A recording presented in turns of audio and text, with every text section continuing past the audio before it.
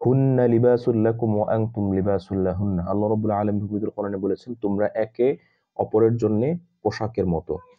স্বামী স্ত্রী একে অপরের জন্য হচ্ছে পোশাকের মতো। পোশাক যেমন মানুষের সকল দুষ্ত্রুটি ঢেকে রাখে, সকল সমস্যা ঢেকে রাখে, ঠিক তেমনি স্বামী স্ত্রী একে অপরের সকল সমস্যা ঢেকে রাখবে। ঠিক আছে? আপোষে অনেক সমস্যা হবে, সেগুলো আপোষে মীমাংসা করতে হবে। অনেক ধরনের প্রবলেম আসবে, সেগুলো আপোষে মীমাংসা করতে হবে।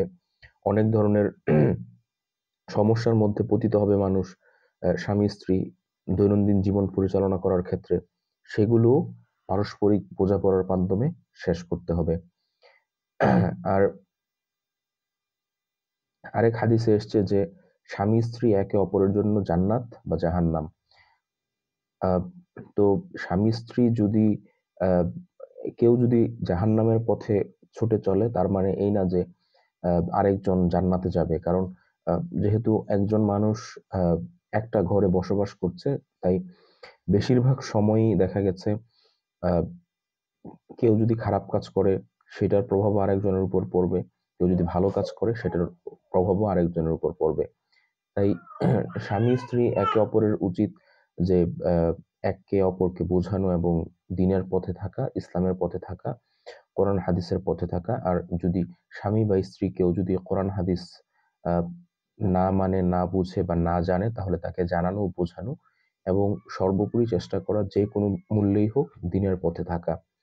দেখুন, সংসার ধর্ম মানে আমরা মুসলিম যারা আছি, আমরা শুধুমাত্র ইয়াহুদি নাসারাদের মতো এটাকে যদি মনে করি যে আহ, ভোগের পণ্য বা ভোগ্য জিনিস, এখানেই হচ্ছে আমরা সবচেয়ে বড় ভুল করব। সংসার ধর্মটা হচ্ছে আল্লাহ রব্বুল আলমিনের দেয়া একটা নিয়ামত। এটা হচ্ছে আল্লাহ রব্বুল আলমিনের দেয়া একটা বিধান শুধুমাত্র।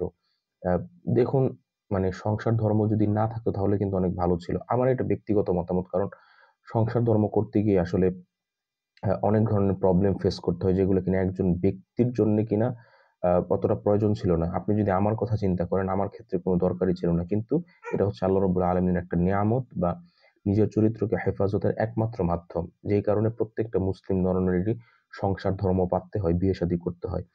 তাই বিয়ে শাদী করা এটা কিন্তু কোনো ভোগ্য জিনিস না। বিয়ে শাদী করা এটা কিন্তু কোনো হচ্ছে আপনার মানে আহ, খুব মজার জিনিস না। ঠিক আছে?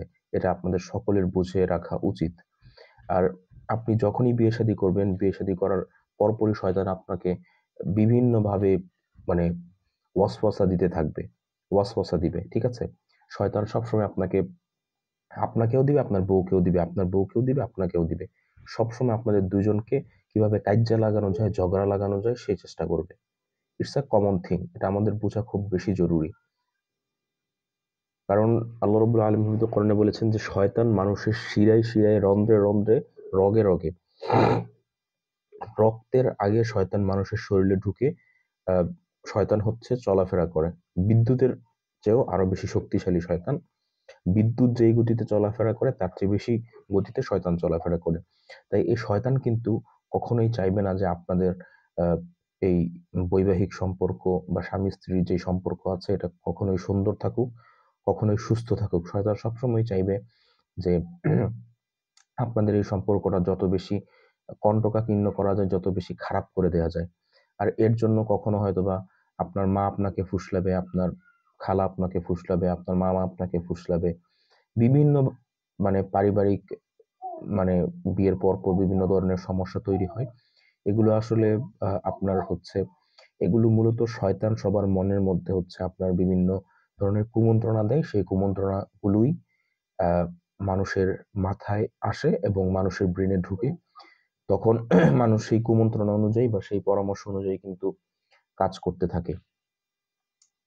যারা বিবাহিত বা অবিবাহিত, যারাই মুসলমান আছে, সকলকেই এই বিষয়গুলো বোঝা অনেক জরুরি। কারণ আমাদের পরিবারগুলোতে অনেক বেশি সমস্যা হচ্ছে, এটার মেন কারণ হচ্ছে শয়তানের ধোঁকা, শয়তানের ওয়াসওয়াসা।